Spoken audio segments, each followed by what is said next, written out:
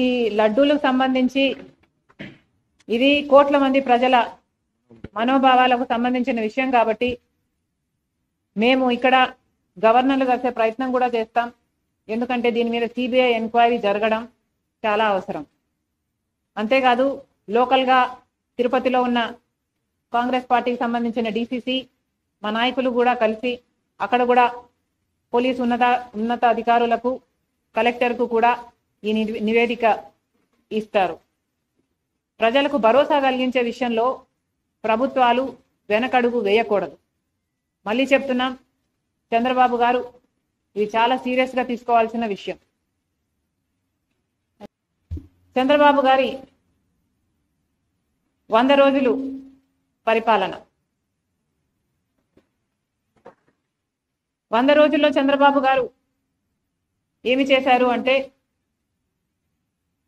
శిశుపాలుడు తప్పులు లెక్కబెట్టినట్టు జగన్మోహన్ రెడ్డి గారి తప్పులను, అవినీతిని, దోపిడీని శ్వేతపత్రాల్లాగా చూపించారు. వైఎస్ఆర్ గారి పేరును ఎక్కడ వీలైతే అక్కడ తొలగించారు. వైఎస్ఆర్ గారి విగ్రహాలను ధ్వంసం చేశారు. మరి చంద్రబాబు గారు హామీల విషయంలో ఏం చేశారు అంటే 0 అనే చెప్పాలి. కూటమి సర్కార్ ఈ 100 రోజుల పరిపాలన ఎలా ఉంది అని చూసుకుంటే 100కి 0 అనే చెప్పాలి. ఎందుకంటే వాళ్ళు అత్యధికంగా బ్యాంక్ చేసిన వాగ్దానాలు సూపర్ 6, చంద్రబాబు గారి సూపర్ 6. చంద్రబాబు గారు చెప్పిన మాట 100 రోజుల్లో మేము రాష్ట్రాన్ని గాడిలో పెడతాము, 100 రోజుల్లో మేము పక్కా యాక్షన్ ప్లాన్ రూపొందిస్తాము, 100 రోజుల్లోనే మేము అద్భుతాలు చేస్తామని చెప్పిన చంద్రబాబు గారు 100 రోజులు దాటిపోయినా కూడా ఇప్పటి వరకు సూపర్ 6లో ఒక్క వాగ్దానం కూడా ఇంతవరకు అమలు కాలేదు. ఎందుకు సార్ అని అడుగుతున్నాం. మోడీ గారి డైరెక్షన్లో చంద్రబాబు గారి 100 రోజుల సినిమా అటర్ ఫ్లాప్.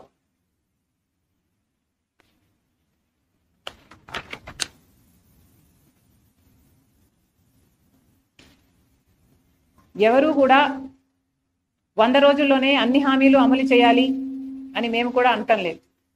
కానీ ఒక మోసపూరిత ప్రభుత్వాన్ని దించి ఇంకో ప్రభుత్వాన్ని ప్రజలు ఎన్నుకున్నప్పుడు ఆ కొత్త ప్రభుత్వము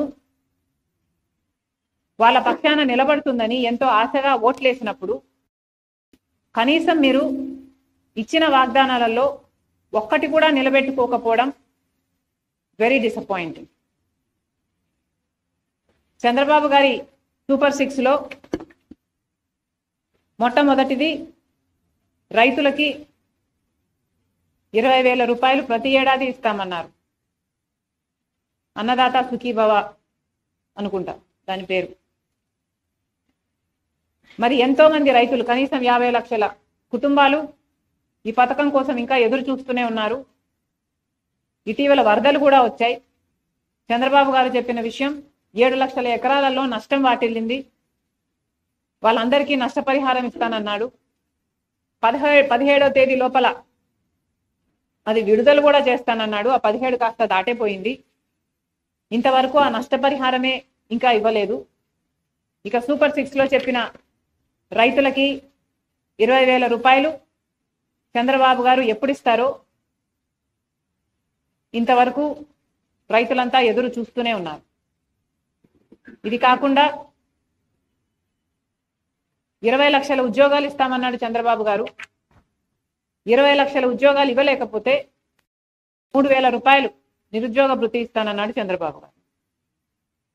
20 లక్షల ఉద్యోగాలు 4 లక్షల చొప్పున 5 సంవత్సరాలలో పూర్తి చేస్తానన్నాడు చంద్రబాబు గారు. అంటే ఈ సంవత్సరం 4 లక్షల ఉద్యోగాలు చూపించాల్సింది చంద్రబాబు గారు. కానీ ఇచ్చింది 16,000 ఉద్యోగాలకు మాత్రమే.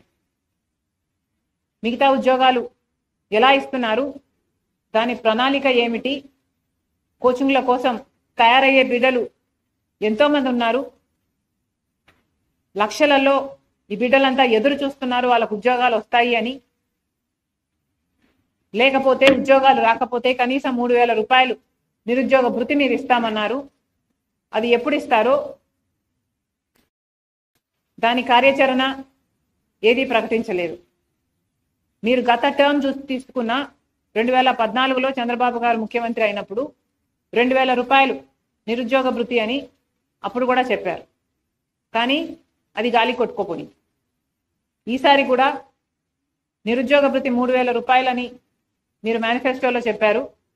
ఇది కూడా కొట్టుకోపోతుందో ఏమో అని మా ఆందోళన. ఇది కాకుండా తల్లికి వందనం అంతేనా, తల్లికి వందనం అనే స్కీమ్ కింద ప్రతి బిడ్డకు, తల్లికి ఎంతమంది బిడ్డలు ఉంటే అంతమంది బిడ్డలకు, చంద్రబాబు గారి మాటల్లో చెప్పాలంటే ఒకరైతే ఒకరికి, ఇద్దరైతే ఇద్దరికి, ముగ్గురైతే ముగ్గురికి, నలుగురైతే ఏకంగా 60,000 రూపాయలు అని చెప్పారు చంద్రబాబు గారు. మరి తల్లికి వందనం పథకం ఏమైంది? తల్లికి బిడ్డలకి పంగనామాలు పెట్టే కార్యక్రమం ఏమైనా చేస్తున్నారా? స్కూల్ ఫీజులు కట్టుకునే సమయం అయిపోయింది. మరి ఎప్పుడు చంద్రబాబు గారు దీన్ని అమలు చేస్తారో కళ్ళలో ఒత్తులేసుకొని బిడ్డలు తల్లులు ఎదురు చూస్తున్నారు. ఈ పథకం కూడా అమలు కాలేదు. ఇక ప్రతి మహిళకు 18 సంవత్సరాల నుంచి ఇంకొక పథకం, ఇది 4th మహాశక్తి పథకం కింద చంద్రబాబు గారు ప్రతి మహిళకు ప్రతి నెల, ప్రతి మహిళకు అంటే 18 సంవత్సరాల నుంచి 59 సంవత్సరాల వరకు ఈ ఏజ్ గ్రూప్లలో ఉన్న వాళ్ళకి 1,500 రూపాయలు ప్రతి నెల ఇస్తానన్నాడు చంద్రబాబు గారు. ఇది చాలా హెవీ బడ్జెట్ స్కీమ్. ఇంత 1000 కోట్లో 1,500 కోట్లో ప్రతి నెల ఖర్చు అయ్యే స్కీమ్. ఇంత పెద్ద వాగ్దానం చంద్రబాబు గారు చాలా సులువుగా ఇచ్చారు. మరి ఇది అమలు చేసే చిత్తశుద్ధి చంద్రబాబు గారికి ఉందా లేదా, ఆ ఉద్దేశమైనా ఉందా, చంద్రబాబు గారు స్పష్టం చేయాలి. ప్రతి మహిళని నేను ఒక శక్తిగా చేస్తాను అని పెద్ద పెద్ద మాటలు చెప్పారు చంద్రబాబు గారు.